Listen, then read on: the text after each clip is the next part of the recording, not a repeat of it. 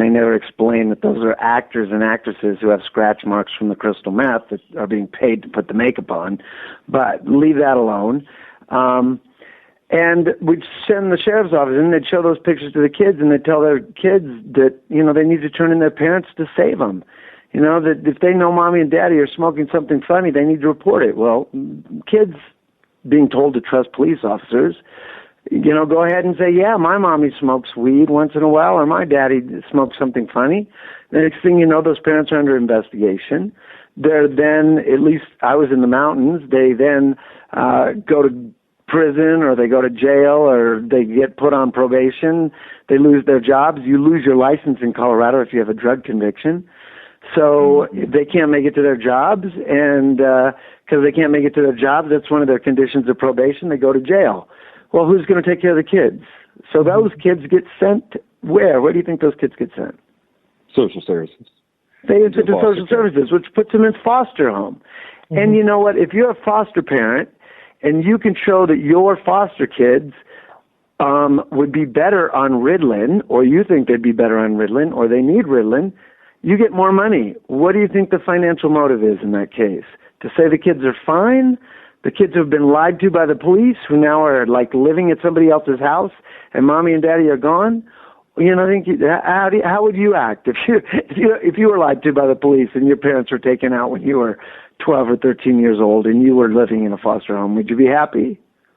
No, absolutely not. And they were taken away for a plant they had in their house, and yet I'm being pumped with pharmaceutical drugs on the back end as well. Right, because they then get put on Ritalin, and then, of course, you know, you can be assured that the pharmaceutical industry was something about creating the laws to pay foster parents more for putting kids on Ritalin. So everybody's making money here. You have the pharmaceuticals, you have the foster parents, you have the social services, you have the sheriff's office, you have the prosecutor, you have the judicial system, you have the grant writers, you have the grant deliverers, you know, it goes on and on. We wonder how our government's gotten so huge. It's these types of programs, which, absolutely, you know, I mean, I don't know. That's not my idea of a good jobs programs. I mean, I'm all for everybody having a job, but locking people up starts sounding a lot like slavery to me. And just to give you a statistic, you know, presently 1 in 3 African Americans are in jail on probation or somehow mixed up in the judicial system. I have heard, guess what the statistic will be by 2050? And this isn't just for African Americans. Not that that should make any difference to anybody at all, but just guess what that would be, Josh. A half? Are we looking at a half now? Something like that? Yeah, we're looking at 50% of the American public by 2050 at our rates of incarceration. That, of course, includes if they start locking people up for being HIV positive, which some of the more conservative states have had that discussion. So it reaches a little beyond the drug war, but it just gives you an idea, you know, of how a government, government, in my mind, you know, the conservatives all argument government doesn't work. I think government works too well. These people are like Nimrods. They're not thinking about where are we heading here. This is in the land of the free, 50% of the population under some sort of government control.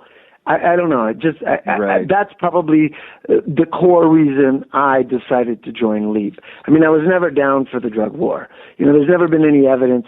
You know, as far as I'm concerned, the Incas used cocaine for 4,000 years. There was no problem before we started bombing these people with napalm, bombing their children with napalm to deforest their land. That's when the drug war started. That's when people started saying, you know what? We can't just allow this country to do that. And there's financial interest behind that. Who makes the napalm? This whole thing is a perverted jobs program that needs to be cut back. And, you know, that's just part of the reason. I mean, there's a lot of other reasons. My ex-wife is a Mexican. My children are half Mexican. I'm scared to death to send them down to see their grandmother. You know, I mean, it's a terrifying thing, and that's a growing problem. You know, drugs are more prevalent than they were before the drug war started. Right. So anyway, I'm getting off and sort of rambling here. So, Titus, No. I think that you're absolutely fine, and you actually hit on what one of my principal questions was going to be for you. You know, you've spoken about the impact that the war on drugs has had here within America. Can you speak to the sort of impact and effect that we've seen within Mexico and within especially neighboring states? I mean, you know, over here, the conversation really has been about how we have this trickle down effect, and you know, through the imposition on the war on drugs, you know, we've been able to create jobs, you know, out of sort of thin air, if you will. What have we seen happening down in Mexico? And you know, is there any hope for bringing some sort of change to whatever's happening there? Well, have you ever visited any of the border cities? Have you ever been to Tijuana or Laredo or any of those cities right along the border? I have actually only once seen Juarez from the other side. I've actually never been. They're horrible places. You know, I mean, I've had the opportunity to go deep into Mexico. I'm not a fan of Mexico City. I do like Guadalajara, but Mexico's a beautiful country. The zone that runs along the northern border, you know, let's just take an example, Monterrey, the city of Monterrey. It's about 7 hours from Brownsville, Texas. It's about 7 hours drive. And for 7 hours, I think this happened about 5 years ago, the drug cartels shut down every major freeway and street in and out of that city. Tell me this, would you invest in a business manufacturing in northern Mexico? Would you do that? In a war zone? No. You have your choice of the United States, the whole world. Would you choose that city in Mexico to invest in? Without the rule of law, I don't think anybody would. No. Yeah, just like if you're raising kids, would you raise them in a place where the drug cartels have turned it into a war zone so there's no jobs? I mean, those cities look like that because there's no jobs. They get some money from the drug traffickers and some money from tourists, but, you know, nobody's going to invest in them. So you get a brain drain and a manpower drain out of Mexico. You get nobody wanting to invest money there. Rampant illegal immigration into this country, which I don't blame these people from immigrating. I'm not in their face. I wouldn't live there. I would get the hell out. I would come here and work illegally in a heartbeat. Sorry for using the word hell, but I mean, that's okay. What it is. No, and that's it. What you're getting at, Titus, is how the system in this country has not only cut our own economic benefits for a lot of people, especially the incarcerated people, outside of a few people who are profiting off the system, but it has created war zones just south of our border, and places where people cannot raise children or have businesses or do any of those things with any or have a job. I mean, normalcy. There's no. You know, I mean, people wonder why NAFTA, because NAFTA has not worked. As I said, one of the things I worked as general counsel for something called the Chamber of the Americas, which was to advance trade between the nations of the Americas. And the statistic has come out that NAFTA has been not a great success in the United States, but it's an abysmal failure for Mexico. And unlike trade with China or these other places, it's not like the Mexicans are somehow dysfunctional people and don't know how to work. They have a war zone going on. They have a war going on. In the United States, I can't remember the amount. You may say why, but the Mexican government gets money from the United States in the form of weapons and helicopters and all of this sort of technology, you know, all being fueled by the manufacturers of those companies or those companies in the United States to donate this money to Mexico. Well, there's no donation. They're getting paid by the U.S. to sell their stuff to Mexico. We pay to arm the Mexican army. So they're getting money from that side, and then they're selling drugs on the other. I mean, they're both sides of the coin here. And, you know, this is true, because recently we had Fast and Furious, and although I'm a fan of President Obama, I like him, you know, he shut down that investigation because that investigation was going to show that the drug cartels and the DEA are linked. These people are linked up. You know, that's where the weapons were from, and they didn't want those links coming out because it would blow the whole off of this thing. So he put an executive order to shut down that investigation. So, So just for a second, that's the bad side of the drug war. Hold on, Titus. Okay, Titus, yeah, and we're going to have to take one more break. I do. Right. I love that background on the drug war, and I love how you all at LEAP or in many ways trying to combat the problems that the drug war has caused.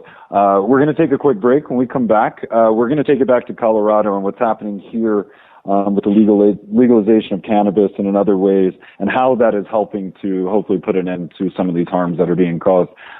So, quick break. We'll be back in just a moment. Cannabis and Commerce, presented by greenbiz.com. We'll be right back. Stay tuned.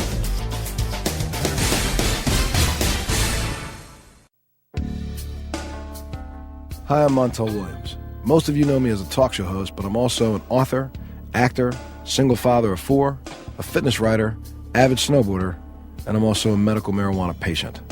Like many of the million people who are living with multiple sclerosis, I'm in pain every single day. And sometimes my nerves are so raw that if you brushed up against me in an elevator, I'd scream. I can't sleep at night from the pain, and sometimes the spasms in my legs are so intense they will wake me up throughout the night. I've tried the strongest prescription medications available, and I'm going to tell you, they do not work. In fact, they leave me in a stupor, and most of the time, it's impossible to even live your life. Now, I've tried medical marijuana, and I'm going to tell you something, it works. If you'd like more information about medical marijuana, you can contact the Marijuana Policy Project at mpp.org or call 1-877-JOIN-MPP. Every strain, every sale, every medical study. Keep it right here on the Cannabis Radio Network.